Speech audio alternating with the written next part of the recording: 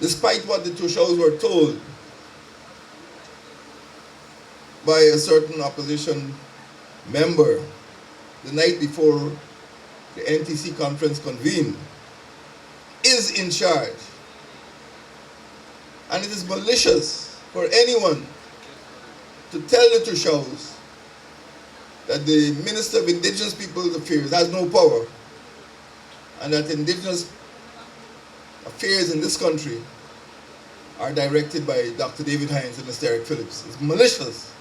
As seemingly perturbed President Granger as he delivered the closing remarks at the opening of the 2016 Amerindian Heritage Month celebrations in Sophia Thursday evening. On the eve of the opening of the National Tushaus Council Conference about 2 weeks ago, the village leaders met with the opposition, and it was at that meeting the scathing remarks the president alluded to were made. The president said that he does not expect these statements to be made by politicians. And people who know better should not try to divide our communities with such arrant lies. The Ministry of Indigenous Peoples Affairs has work to do, but its work is more complicated than the work of other ministries.